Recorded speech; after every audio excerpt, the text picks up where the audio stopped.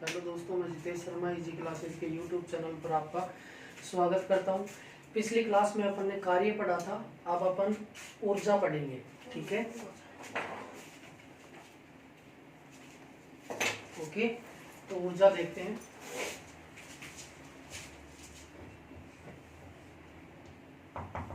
Energy, ठीक है। तो ऊर्जा किसे कहते हैं? तो कार्य करने की क्षमता को ऊर्जा कहा जाता है। ओके, परिभाषा इसकी,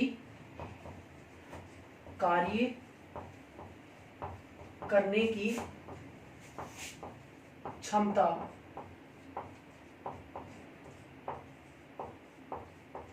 ऊर्जा कहलाती है। ओके, यानी ability to do work. Okay, तो कार्य करने की क्षमता ऊर्जा कहलाती है। अब देखते हैं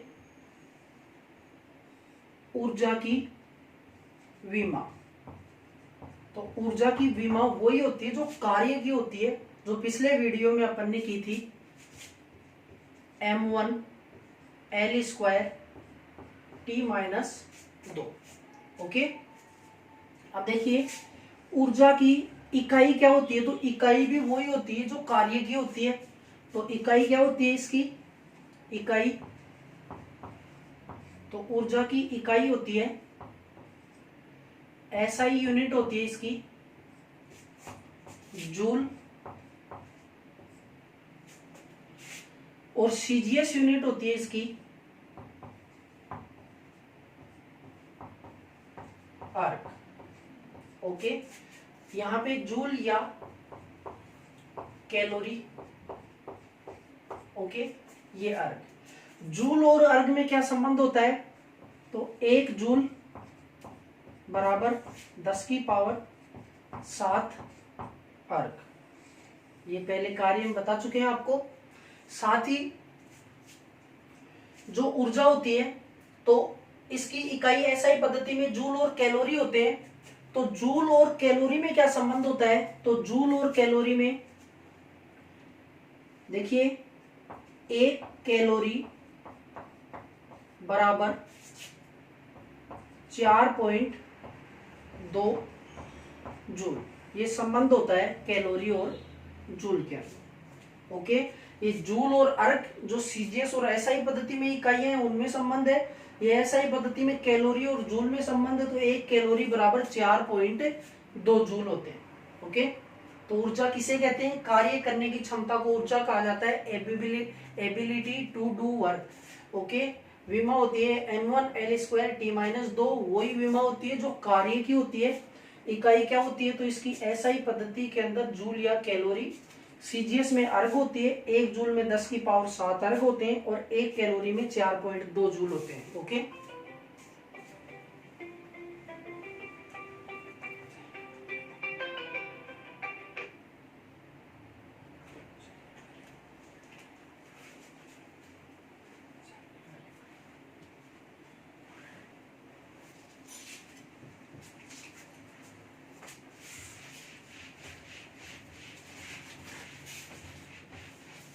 ये थी ऊर्जा की इकाइयां। अब ऊर्जा की एक अन्य इकाई और पूछी जाती है। जैसे एग्जाम में आ गया क्वेश्चन कि निम्न में से ऊर्जा की कौन सी इकाई है? न तो जूल ऑप्शन में मिलता है, न कैलोरी मिलता है, न अर्ग मिलता है। तो ऊर्जा की एक अन्य इकाई होती है जो है, यानी ऊर्जा की एसआई पद्धति में भी नहीं है, वो सीजीएस में भी। तो कौन सी में है? तो देखिए ऊर्जा की अन्य इकाई, ठीक है। तो ऊर्जा की अन्य इकाई तो वो होती है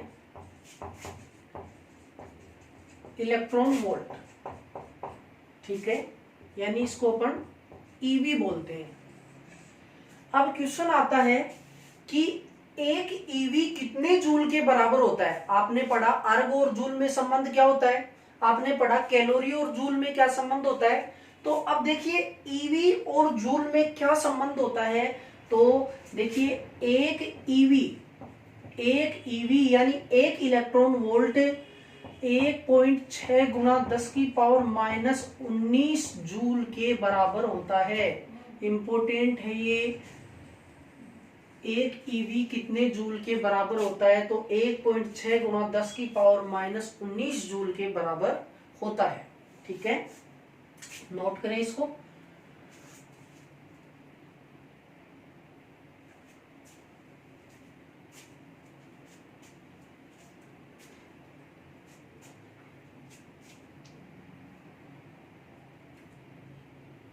देखिए, राजस्थान पुलिस, दिल्ली पुलिस के अंदर इनमें इकाइयां ज्यादा से ज्यादा पूछी जाती हैं।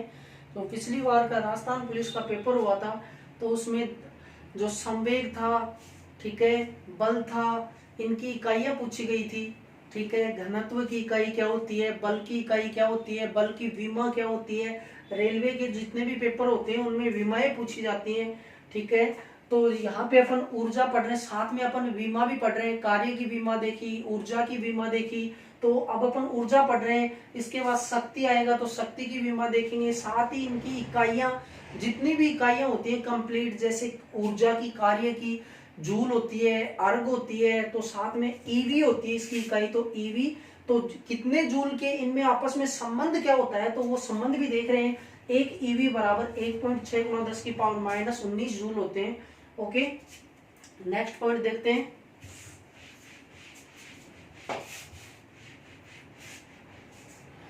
अब देखते हैं टाइप्स ऑफ एनर्जी, यानी ऊर्जा के प्रकार। तो अगला पॉइंट है अपना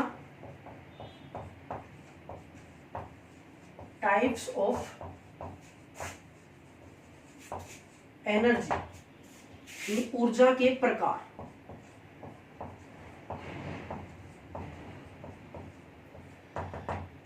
देखिए दोस्तों, ऊर्जा है वो 2 प्रकार की होती है, और ये डिपेंड करता है वस्तु की स्थिति के ऊपर। ओके, तो ऊर्जा 2 प्रकार की होती है। तो ऊर्जा 2 प्रकार की कौन कौन सी होती है, तो देखते हैं। सबसे पहले जो पहली ऊर्जा होती है वो होती है गतिज ऊर्जा। दोनों को पढ़ेंगे, गतिज ऊर्जा। ओके, इसको अपन काइनेटिक एनर्जी बोलते हैं।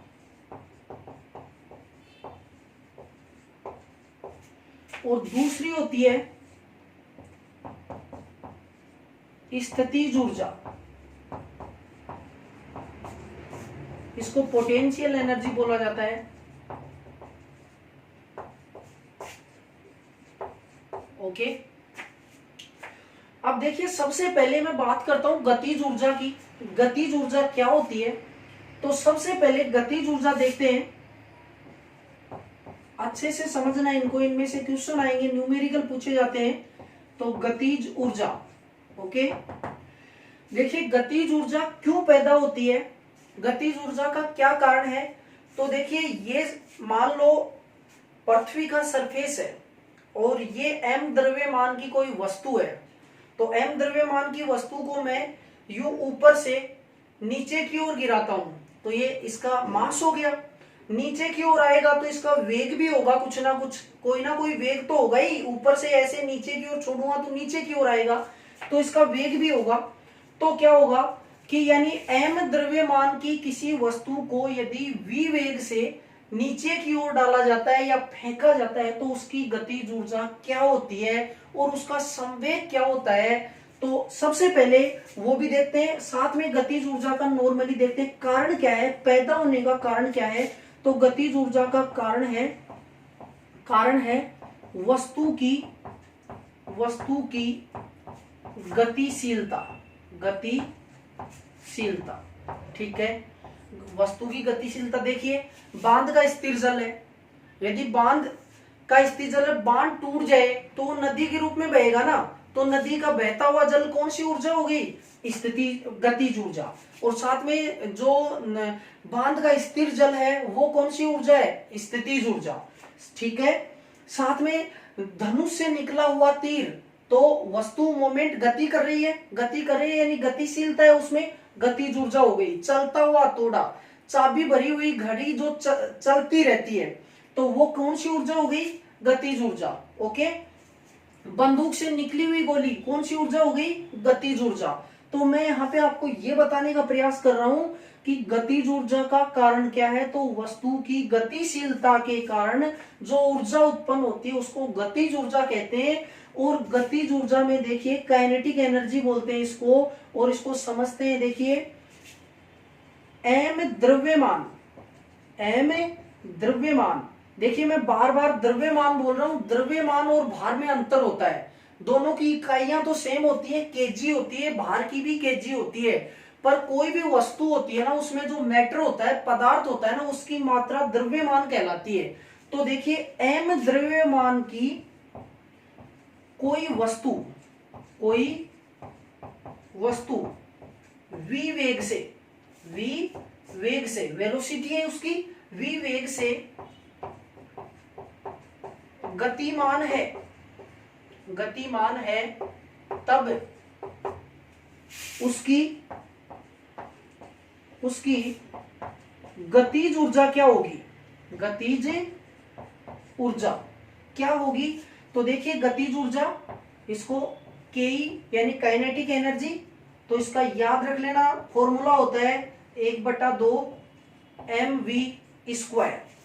m द्रव्यमान की, ये m द्रव्यमान है, द्रव्यमान की कोई वस्तु v वेग से, ये वेग है तो v वेग से गतिमान है, तो उसकी गतिज ऊर्जा क्या होगी, तो k बराबर 1/2 mv²।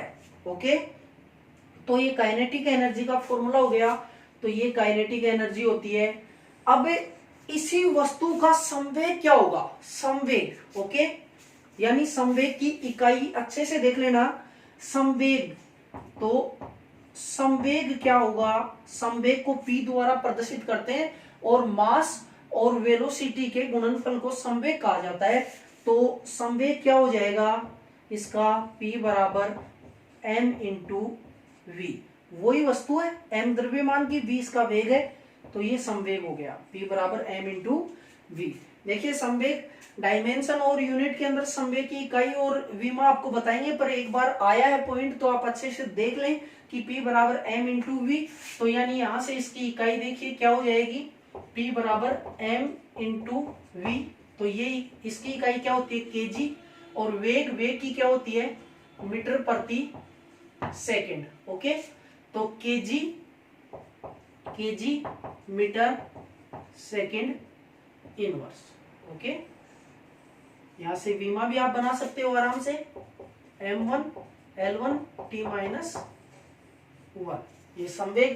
पर एक बार अपन गतिज ऊर्जा समझ रहे हैं, तो गतिज ऊर्जा दोबारा से देखिए, वस्तु की गतिशीलता के कारण जो ऊर्जा पैदा होती है उसको गतिज ऊर्जा कहा जाता है। इसके एग्जाम्पल अभी अपन करेंगे, साथ में देखिए दोबारा से इसको, m द्रव्यमान की कोई वस्तु v वेग से गतिशील है, गतिमान है, तो उसकी गतिज ऊर्जा k बराबर 1/2 mv² हो जाएगी। संवेग क्या होगा, p बराबर m इंटू v।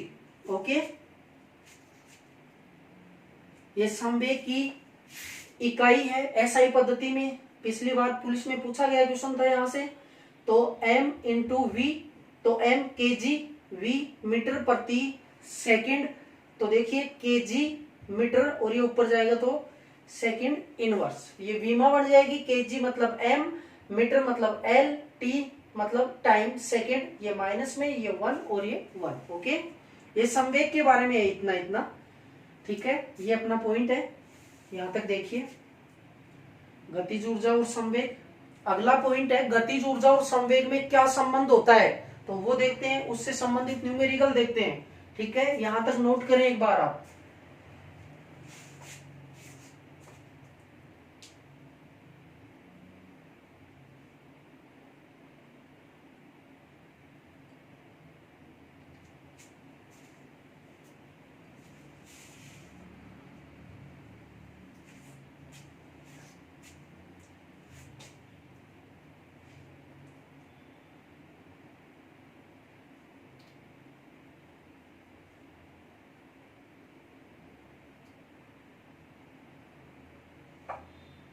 ओके,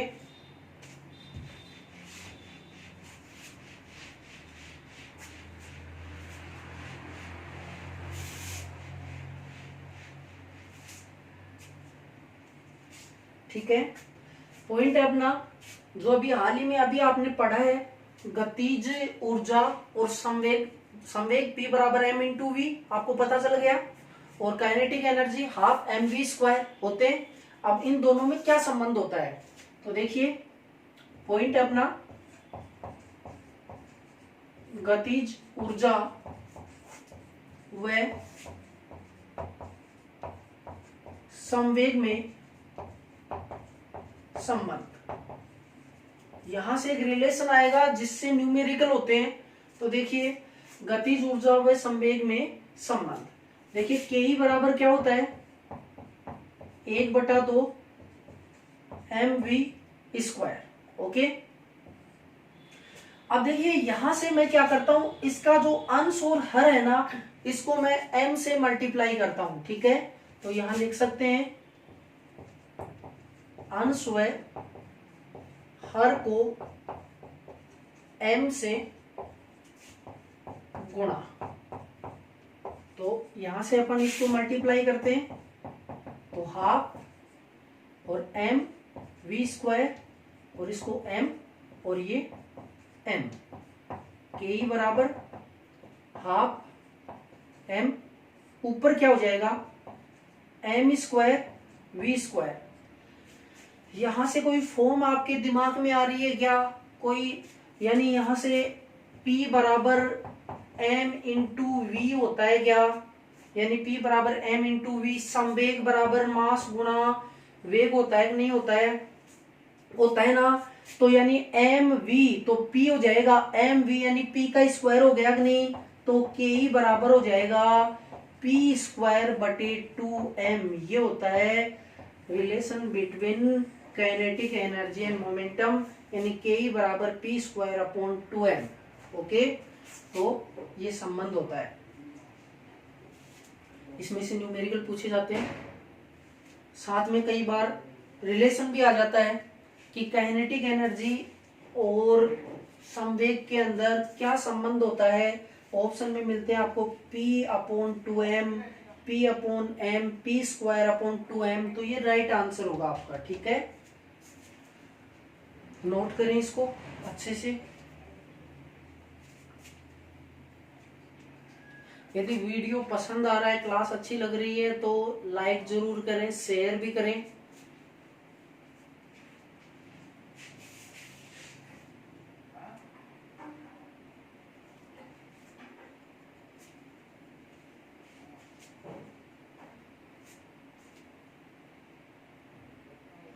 इसी से बेसिस से क्वेश्चन करते हैं अपन।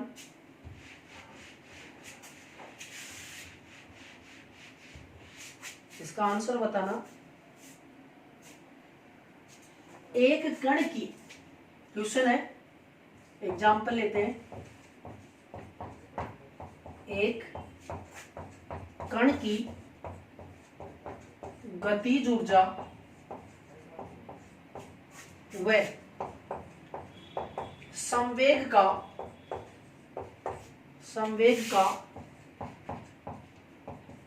गणितीय मान समान है, तब कण का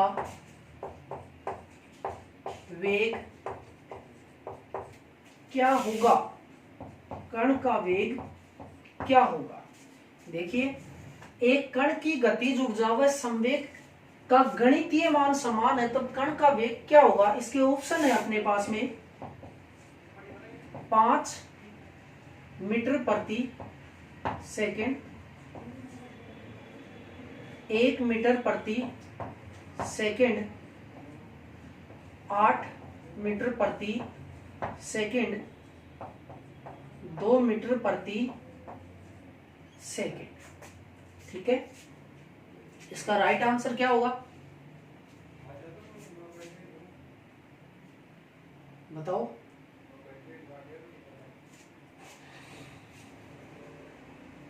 इसका राइट आंसर होगा, देखिए क्या क्या समान है, संवेग। संवेग क्या होता है m into v, kinetic energy half m v square. देखिए कैंसिल v। ओके, तो v बराबर क्या बच गया 2 मीटर प्रति सेकंड। ये सॉल्यूशन है, सॉल्यूशन नोट कर लें और ये राइट आंसर हो गया इसका।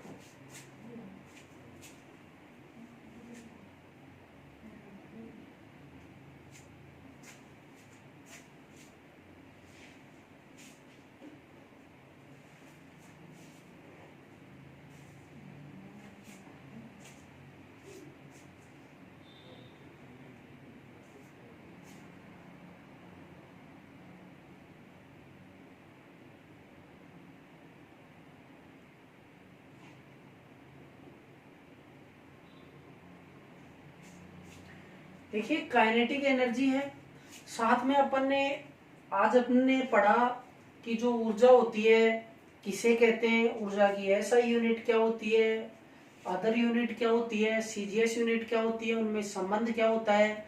काइनेटिक एनर्जी के अंदर अपन ने पढ़ा कि संवेग क्या होता है, काइनेटिक एनर्जी क्या होती है, ठीक है। उसके कुछ क्वेश्चन करे अपन ने। ओके, एक और क्वेश्चन करते हैं काइनेटिक एनर्जी का।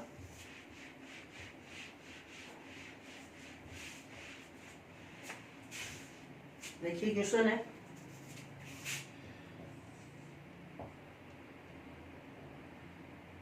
एक गतिशील कण का वेग 2 गुना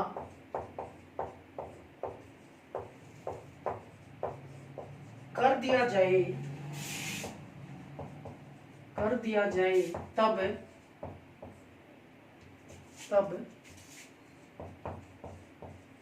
गतिज ऊर्जा पर क्या प्रभाव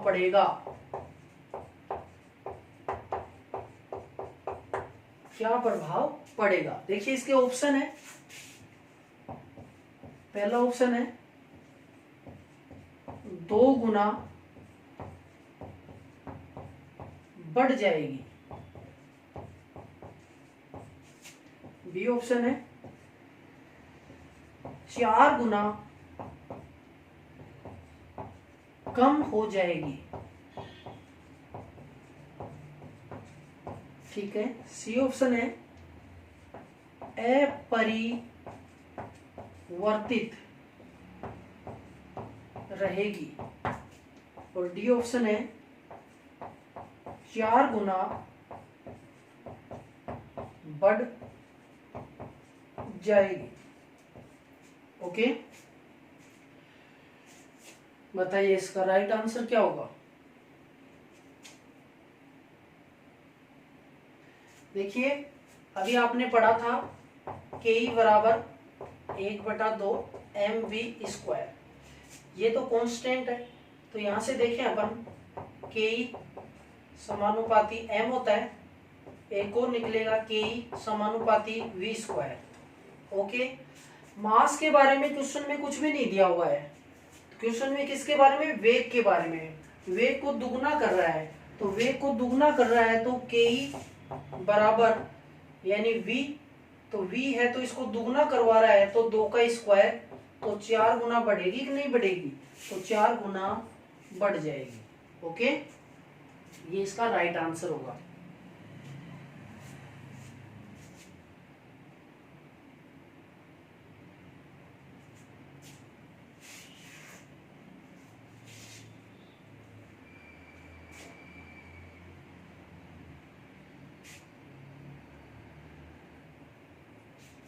देखिए ऐसे जो भी क्वेश्चन आए तो उसमें वेग को यदि कम करवा रहा है या बढ़ा रहा है, तो कम करवाएगा तो उसका स्क्वायर करके उतना गुना कम कर देना, और यदि बढ़वाए तो उसको उतना ही गुना अधिक करके यानी स्क्वायर करके, और जैसे 4 आई तो 4 गुना बढ़ जाएगी, ठीक है।